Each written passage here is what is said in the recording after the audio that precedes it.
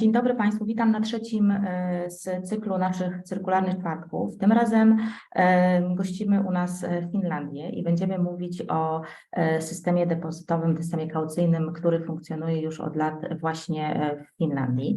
Naszym gościem jest pan Tomi Vihaveinen, dyrektor do spraw usług produkcyjnych i komunikacji firmy Palpak. Palpa to właśnie operator systemu kaucji zwrotnej w Finlandii i dowiemy się o szczegółach za chwilę. Ale ten webinar i cykl webinarów jest organizowany pod patronatem Ambasady Finlandii i Ambasady Norwegii. I dzisiaj, w związku z tym, że gościmy właśnie gościa z Finlandii, jest z nami pani Marianne Urojärvi, pierwszy sekretarz Ambasady Finlandii w Polsce, w Warszawie. So hello, our dear guest. I already introduced you to the Polish audience in Polish. So I would like to ask you, Marianne, to take a floor and give introductory speech. Proszę Państwa, Marianne za chwileczkę powie parę słów od siebie. Marianne, the floor is yours. Thank you, Agnieszka. Good afternoon, ladies and gentlemen. I'm happy to see that there is so many interested in very well functioning Finnish deposit system. Personally, I think it is one of the best inventions ever, and I use it regularly whenever I am in Finland. But I will let Mr. Tomi Vihaveinen tell you more soon about it. In Finland, we are driving the shift to circular economy through many kinds of measures, legislative reforms, providing public financing to innovative trials and experiments, developing roadmaps, and supporting research. We are also providing incentives for sustainable public procurement, new products and service innovations, and circular economy investments. In this work, we cooperate closely with relevant stakeholders, including key ministries, cities, municipalities, businesses, civil society, and researchers. Finland aims to be a forerunner in circular economy and offers sustainable solutions to global challenges. We were the first country in the world which published a national roadmap to a circular economy in 2016, and we updated it in 3 years later. The roadmap provided a plan to move Finland away from make, take, waste model to one that protects resources and eliminates waste along value chains. In all, the roadmap included over 60 projects, and I wish to point out some results we achieved thanks to this roadmap. For instance, governmental innovation and funding organization Business Finland launched a 4-year and 300 million euro circular economy program. There was a playbook for circular economy business development created for Finnish small and medium-sized enterprises in manufacturing industries, and many good initiatives have been generated, for example, in the areas of mobility services, nutrient cycle, and promotion of the use of waste materials from the construction sector. Another important milestone in Finland's circular economy work is Finnish government's circular economy program. Finland aims to curb the use of natural resources by 2035 and has committed to achieve climate neutrality by the same year. Such goals are only possible when the growth of the economy and well-being are no longer based on the wasteful use of natural resources. Also, a few years ago, plastics roadmap for Finland was published. It includes measures to improve the efficiency of plastic recovery, recycling, and product design, to create conditions for investments and innovations in the circular economy, and to reduce the dependency on fossil raw ingredients. And in the end, I wish to mention the world's leading circular economy event, World Circular Economy Forum, from 30th May to 2nd June, hosted by Finland.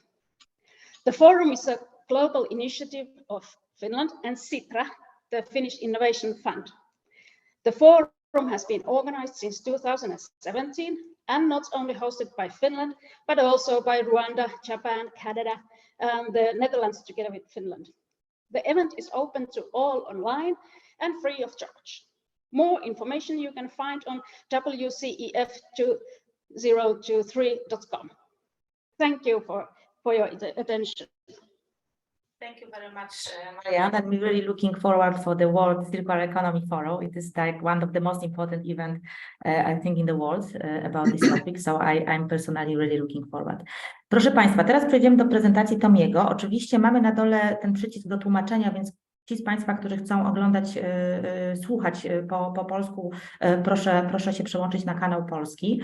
Natomiast w drugiej części spotkania będzie można zadawać pytania. Właściwie mogą Państwo te pytania pisać w tej sekcji pytania i odpowiedzi, czy w sekcji czat w trakcie trwania wystąpienia i prezentacji pana Tomiego, zarówno po polsku, jak i po angielsku, jak Państwo wolą. Natomiast ja zadam mu je właśnie w drugiej części już po samej prezentacji. So Tommy, the floor is yours. Please show us how is designed the deposit scheme system in Finland.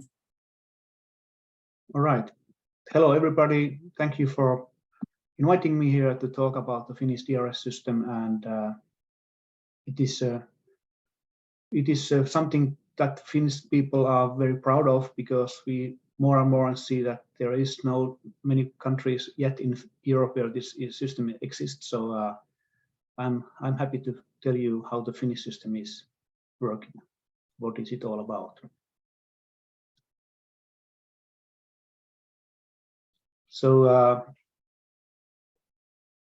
2 billion environmental acts in a year. We have a population of 5.5 million people only, and we are collecting more than 2 billion deposit containers from the market to recycling.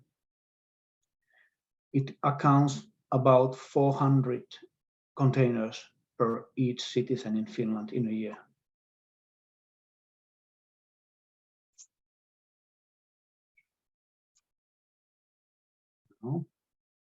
Oh, here we go. Sorry. It accounts also 90,000 tons of material. So most of that is glass bottles. The return rate is 96 in total. I come later on to the details of each fraction, cans and PET bottles and the glass bottles, how they are doing. Why this return rate is so high? I have some problems. Okay, now here it comes. We have learned. We have been doing this returning of the deposit containers since 50s, more than, let's say, 70 years already. So it's learned habit throughout the nation. People are more environmental awareness that's increased during the years. There's a wide consumer collection network where to return. Location of these consumer collection location, they are very good, because all the shops and kiosks and places where you go shopping your groceries or something else, they are all the places where you can return and redeem your deposit. There are lots of reverse vending machines, RVMs. They are functioning well, they are reliable, they can take big volumes easily. Deposit, there's a wide coverage of deposit packages in the market. We can say that from the cans and PET bottles and glass bottles, more than 97% of those are in a deposit system. Deposit values are correct. People see that it's a good incentive for the returning. Company where I'm working, I've been there now 12 years doing this. So this company was established in 1996 for the beverage cans with deposits. This PET bottle came in the system in 2008, and the recyclable glass bottle was introduced in 2012. We have a separate company for the glass system. Group turnover is about 80 million euros, and the whole system is operated by 14 employees only. We are a small office, only 14 people. We are a non-profit company, like all these DRS operator companies usually are. They're non-profit. They are not earning money for anyone. Our mission is to take care of the deposit beverage package recycling in a responsible and cost-efficient manner. And Palpa runs the best deposit system for beverage. Sorry, I can't see everything now because there is something in my screen that is covering. Okay, sorry. I think you can move also this like Yeah, aside. You can just. Yeah, hopefully, because it is taking much space here now. Yeah.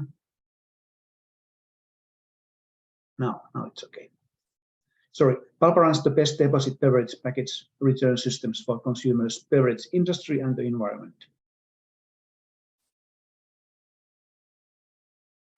Company ownership is 50-50 between beverage industry and the retailers.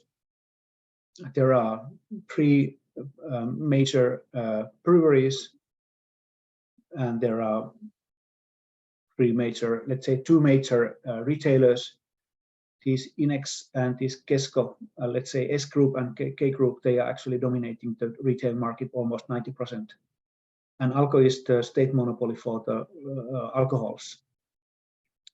Strong alcohols are not sold in regular retail stores. There is a monopoly for that, and there is only these Alko stores for that. And this subsidiary for the glass bottles, this is a little bit different setup. Glass bottle recycling is a little bit different than the cans and PET, so we have established a different separate subsidiary for that, and majority of that is owned by the mother company, but that way we could have some new ownership and a different kind of board for the management.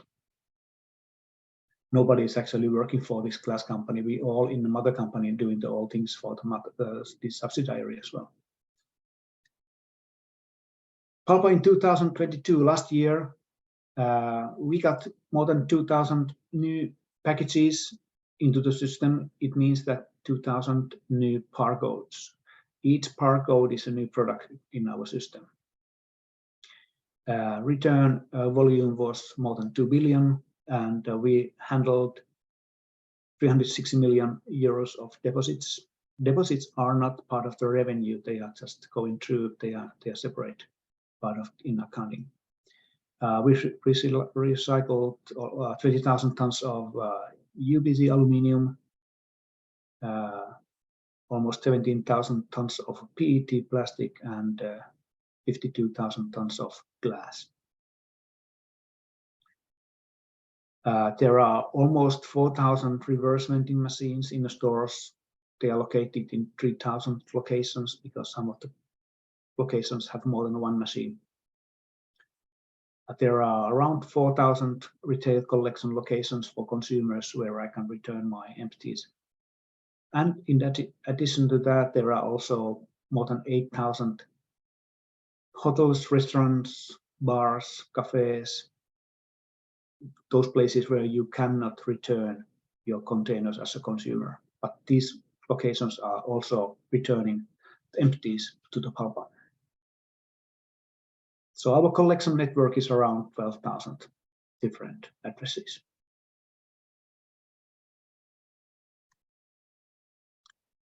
Beverage can return rate last year was 99%. Deposit value is always 15 cents. Volume was 1.4 billion. Almost 20,000 tons of aluminium, and we had around 4,000 different products in our system. You can see here that if there's a little bit more than 2 billion, the total volume, most of that is cans, almost 2/3. UBC aluminium is melted in recycling furnaces in Europe, so we are selling the material to Europe, different countries, different operators, and then it becomes a new aluminium cans later on. So this UBC aluminium means that it is a used beverage can aluminium fraction that is actually rated in metal exchanges around the globe. It has a separate valuation. It's a mixture of metals, actually. It's not the pure aluminium, this can. It has 96% of aluminium and 13 different other metals included. So it's better to keep it in circulation back to the new cans. Plastic bottle return rate 90%. We have 3 different deposit values depending on the size of the bottle: 10 cents, 20 cents, and 40 cents. 40 cents counts to the volume which is 1 liter or more, and 10 cents is from 0 to 0.35 liters. Return volume was 634 million last year, almost 17,000 tons of PET plastic, and 3,500 products in the system. Clear PET bottles can be recycled back to new bottles, bottle to bottle, loop, and other food packagings. Colored PET bottles are recycled to raw material and of packaging or textile industry. In our stream, the clear material is 94% of the bottles. So 94% of the bottles are clear plastic. Clear is the best because it can be used for the new bottles as well, because you can kind of manage the color. If there's any other color or something like that, it's not doable. So we have kind of steered by pricing so that everybody starts using the clear PET. It has the best value in aftermarket as well. 94% is clear in Finnish PET bottle market. Recyclable glass bottle return rate 98. Deposit value is always 10 cents.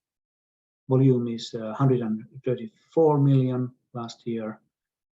Material is heavy.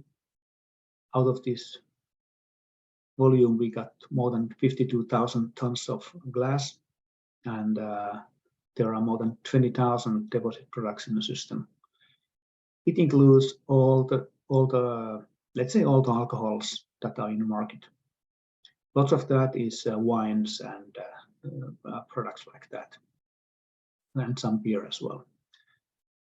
Glass bottles are recycled to new bottles or raw materials, which are maybe insulation products or foam glass. And again, here as well, you can save energy by using the recycled material. Just to remind once again that the material this kind of a DRS is collecting is food grade. It's clean, and these materials can be used for the food packaging as well. So it has a high quality, it has a high value as well, because it's separate. It has a separate collection, early sorting, and it has never been touched by the mixed waste. So it has been kept clean all the way through the supply chain, where we do the collection all the way up to the recycling company. That is very important part of the DRS, that we have a very high quality material that we collect and recycle. Finnish legislation supports us quite strongly, because there is a packaging tax for certain beverages. There is a tax of 51 cents per liter for the products belonging to customs tariff group 22. And that includes more or less all the drinks that normal households are consuming, or let's say those restaurants as well. It includes all the way from the regular water, all the way to the strong spirits, up to the 80% of alcohol. But if you join your products in a deposit system, you can be tax exempted. So that means that more than 97% of the products in this category, they are in the deposit system. It's a business calculation as well. This tax is relatively high in some extent, and we have to be cheaper than that, and we are. So it works that way. But joining in return system is not mandatory, so you can always choose paying the tax as well. And we are controlled by the Ministry of Environment. So we report what we do, what are the changes in the system, and what kind of communication we do, and those every year. So they are following us closely. We are 14 people, small organization, and how we do it is that we outsource all the operations. So we are not doing any operational activities by our organization, and we are the administrative and management group, and we do the planning, and we do the controlling, and we do the monetary flows. So all the money that happens in the system, all goes through the Palpa. But we see that this gives us a flexibility and scalability. This is one way of doing it. There are countries that they do everything themselves, and there are something in between. So we are one way on the other end, and some countries are on the other end. So they're hard to say what is the good and what is the best, but that's how we do it, and we are happy with that. Material flow. First of all, products are sold to the stores, consumer buys the product, consumer returns the package, then transport operator picks the empties from the store, takes them to the handling plant. Some of the containers might be counted there. If there is no RVM in a retail store, then they are counted, those manual returns, and they do the baling as well. Cans and PET bottles, they are baled, and they are then sent to the material recycler. Or material recyclers are in Europe. Some of them are in Finland, and most of them are outside Finland, but anyways in Europe. And new packages are made of recycled material and then manufactured into the new beverage containers or other products. Most of them now go to the new beverage containers. And deposit flow. When the product is sold to the retailer pays the deposit with product price. Consumer pays the deposit when buying the product, but also get the deposit back when returning. That is the point of when the consumer is part of this system. We get lots of data. Everything is automated. Everything happens electronically. We get data from the retailers, from the RVMs. RVM is collecting the data into the system, and then we get that data to our system, and we get data from the transport operators, what they have been transporting. We get data from the baling and the counting plant, what has happened there, especially the counting, and we get data from the beverage producers and importers, what they have sold to the retailers or to the market. And based on the data from the RVM, we can pay the deposits back to the retailer.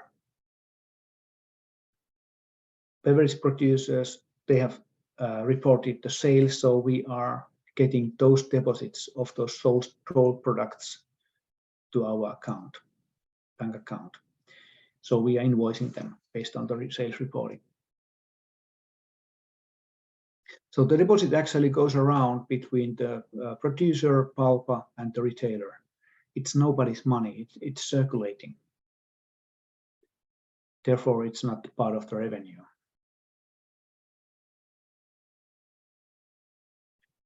Other fees and compensations.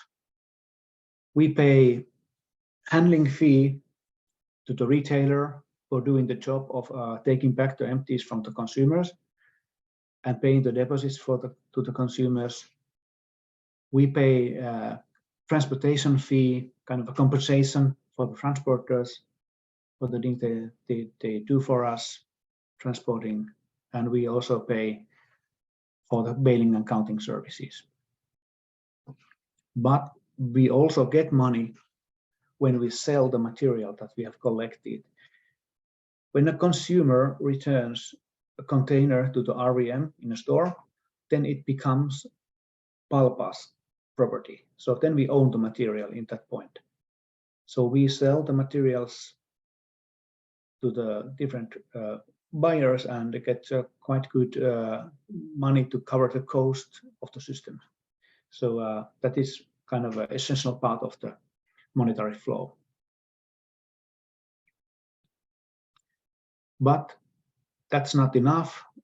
So we also have to get a little bit more to reach the zero profit. So we have a recycling fee or industry fee, what is it, to balance the zero profit. So we invoice not only the deposits from the producers, but also the recycling fee. And that is the sum, that is the part that we are adjusting every year, that what we need from them to have a zero profit.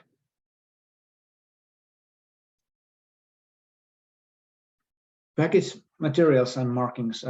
Each product that is applying to be part of the system, it is inspected by the BALPA, it is tested by the RVM vendors that it works in the machines, that every time the consumer comes to return, they have to get the deposit back reliably. So therefore, there's an inspection process quite strict. But we also check the materials. Are they according to our material requirements? UBC material, the can material has to be aluminium, not the steel cans. We don't accept steel cans. PET is very complicated. It has lots of different material requirements just because of the recycling purposes. Glass bottle is glass bottle. That's a little bit more simple. And all these bottles that we accept, or cans, they have to be recognizable by the machines. That is the one of the key points of why we do it individually. Recognition of the packages is very important. First of all, to pay the deposit back to the consumers, but also in RVMs, that means that by recognizing the container, the sorting of them. When they are returning is happening, then the beverage container, they go to different bins in RVM. So they are already been cans to the can bin, and the PET to plastic bottle bin, and the glass bottles to the separate bin. So early sorting is also good. And also, because the data of the returns is done individually, bottle by bottle, per bottle or can, we can also create cost allocations in our data system between these different fractions. And RVM recognition is based on a barcode and the shape or dimensions of the container. There is a database of the deposit products in RVMs, and it is comparing the returned container barcode and dimensions to that database. Databases are updated in the machines twice a month. And when consumer has returned, they get received from the machine, and they can go to the cashier to redeem it, and machine sorts the packaging, and everything happens more or less automatically. And all the information that happens in RVM is collected by the RVM vendors actually, and they are sending the data to BALPA, so we can do the necessary actions for it. Transportation and operators, transportation of these empties, we organize that throughout the country. So first of all, the waste law in Finland says that if you are selling the deposit products, you have to take them also back from the consumers. So that is a law. So it means that all the stores and all the kiosks and benzene stations and everything, they are all return points for the consumers, and we have to organize the collection. And our country is it has long distances. As you can see the map, it's more than 1,000 kilometers, 1,300 kilometers, and there is not many people living up north, but still we have to do the thing also in those locations. collection is made by the backhaul transporting. It means that if the brewery is taking the full bottles or cans to the store, they have an empty truck or lorry, and then they are taking our empties on their way back. They go to the transporters terminals. There are more than 150 around the country, and there they collect our empties, our boxes and bags, and then they have a frame transport to our handling plants that are 8 around the country. You can see the locations in the map. So we have put them around here and there where the population is, and in these plants, the cans are PET type baled. So we try to prevent transporting the air. So because more or less these are very lightweight containers, so more they are packed and baled tight. So it's more cost efficient to do that. But also we have, for glass bottles, we have separate scheme called emptying service, where there's a separate route only for collecting the glass that is done more or less in city areas. But that also is, we have seen that is the most efficient way of doing it. Aluminium recycling, compacted cans are baled and then transported to recyclers in Europe. We have now 3 different buyers. They are in Germany and UK and France. And these bales are melted in furnace and casted as aluminium ingots. And ingots are then delivered to rolling plant and rolled to very thin rolls, which are further manufactured to can bodies in a can factory. PET plastic bottles are compacted and baled as well, and they are sold as well to Europe. We have 5 locations at the moment. Bottles are sorted and ground to the flakes. Cap and label residues are removed and flakes are washed and sorted. And washed clear PET flakes are processed to granulate, which can be used as raw material for the new packaging. The colored flakes are used as raw material in packaging and textile industry. Glass bins are emptied at the baling plants and glass is transported to recyclers in Europe. We have now 2 buyers. One is in Portugal, another one is in Finland. At the recycling plant, the glass is crushed and washed and color sorted. Clear, green and brown. And then further process it to new products. Like new bottles, like I would say it's 70% of our glass material is going to new bottles at the moment.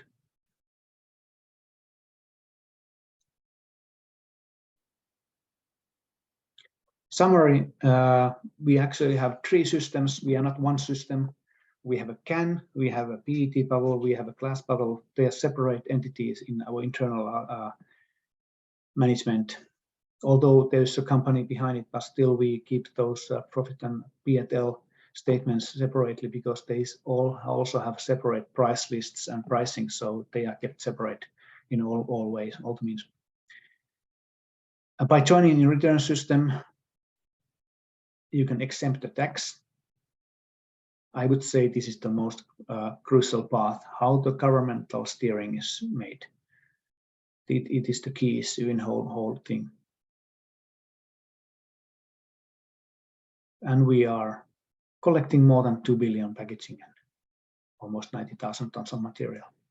And here is a false number for the return rate. It should be 96, but anyways, it's much higher than 90%. And all packages are recycled to new packages or other raw materials. So I think this is the very effective way of recycling the material, to keep it in use. That was my presentation. Thank you for that. And now I think it's time for. Thank you very much. It was a very clear presentation, I must say. You know, very Very good and interesting, of course. So, proszę Państwa, proszę zadawać pytania na czacie, jeśli coś Państwa zainteresowało szczególnie. I have the first question for you, Tommy, because what do you recommend? One operator or few operator? What is disadvantage or advantage? Because in Poland, we, what is planned is to have like a few different operators, and like producers can choose between them. You have one operator in Finland, yes? And so if you can say a few words, what is advantage, what is disadvantage between these two solutions? Yeah, actually, I know that there's a plan in North Poland for that.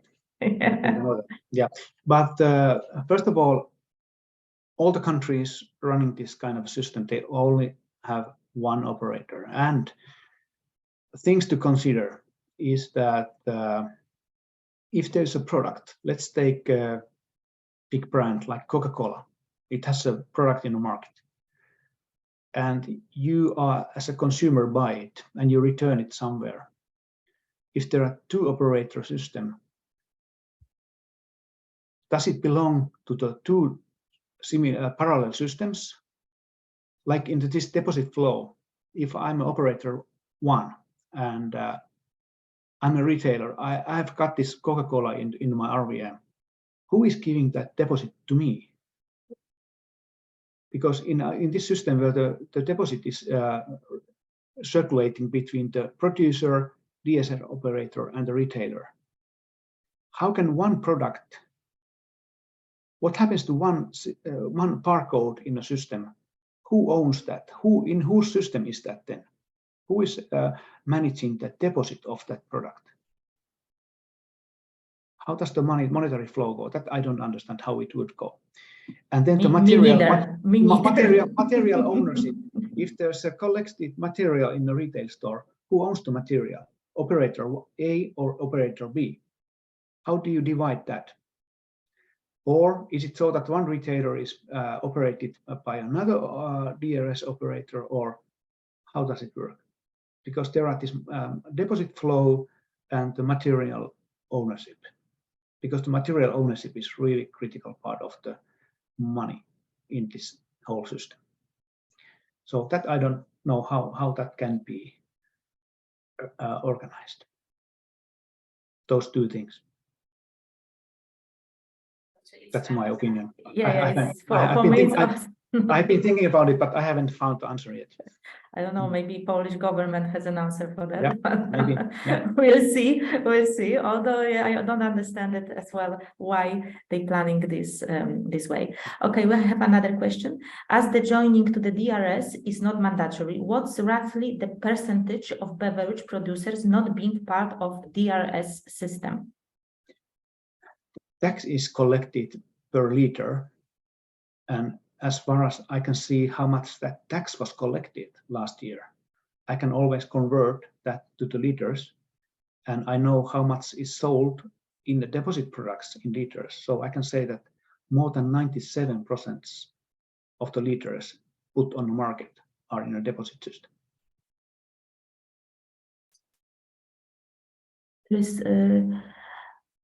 Okay, so that's actually, it's combined with my question. The second question is the packaging with this this QR, I don't know, this QR code, or I don't know how you call it in English, this code, they have any additional marks, logo type or whatever, how they are marked, I just said. Yeah. And also because we don't need receipt, yes, people in Poland are afraid that they have to keep receipt in the pockets and come back not only with the bottle and also with the receipt, yes, to prove that they buy it. Oh, so, okay, yeah. The products in the DRS in our system and also in other systems in other countries, there's a deposit sign in a container when it's part of the system. And those products that are outside the deposit system, they don't have that deposit sign. That is the mark for the consumer to see if this bottle has a deposit.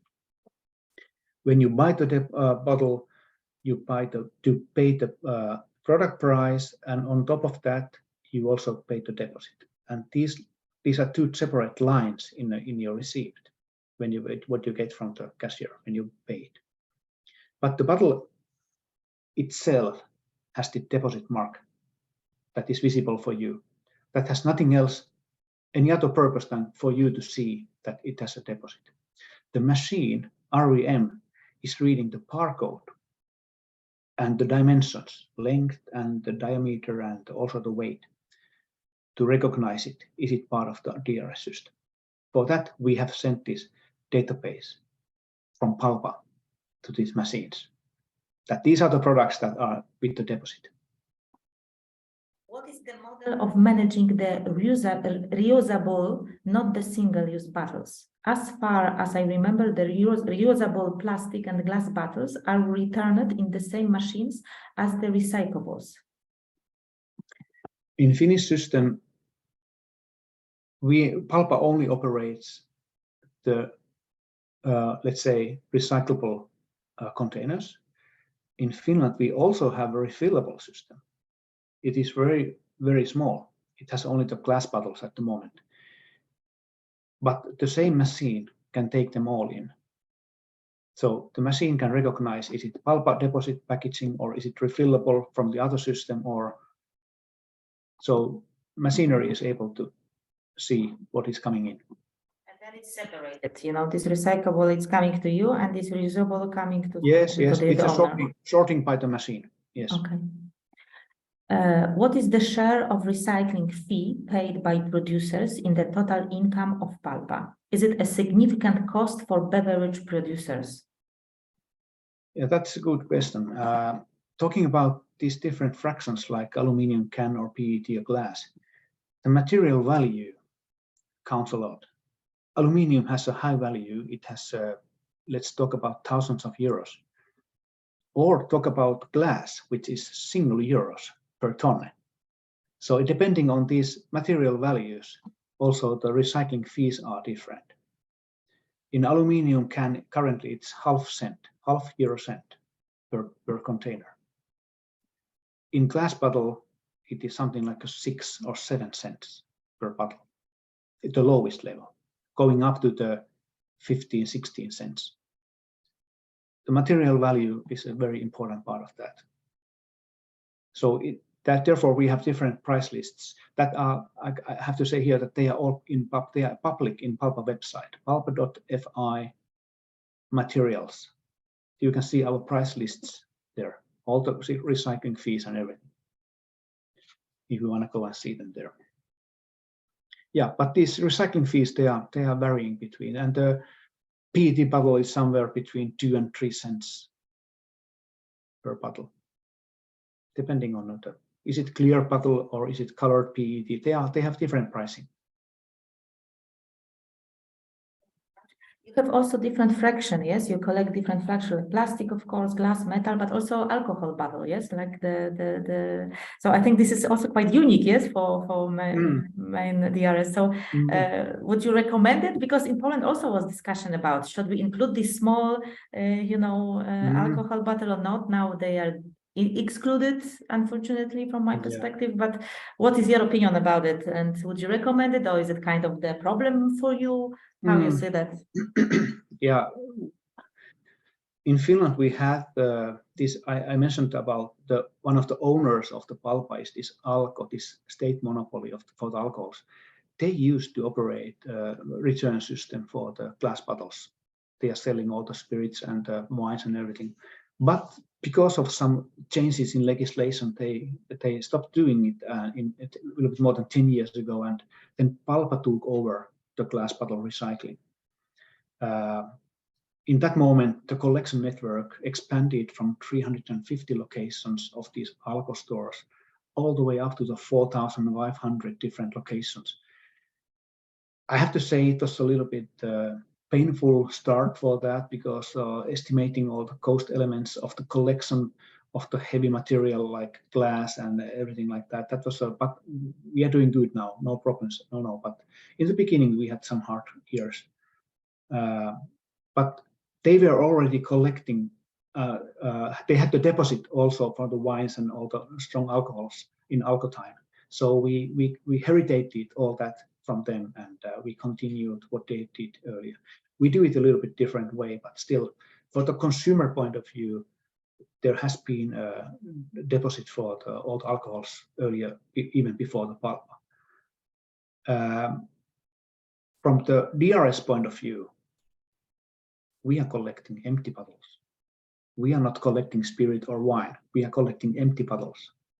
For us, no matter what was in there earlier, they are still only bottles for the pulp. I also think that will be good.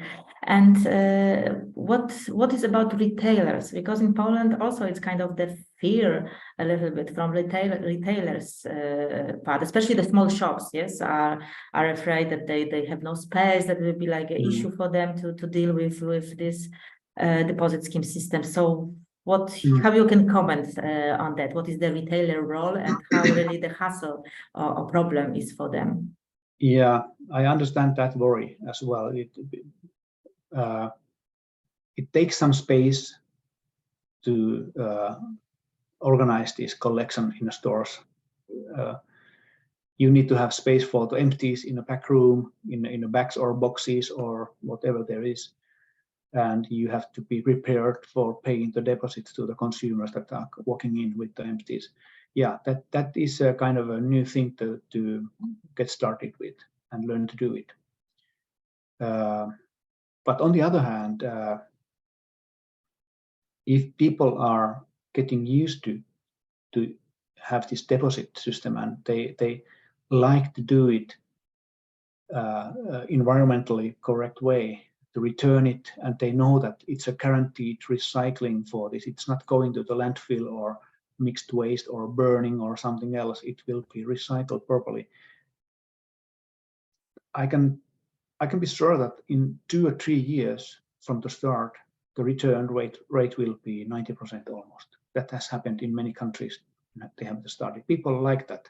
They like to do it. They understand the benefit of that.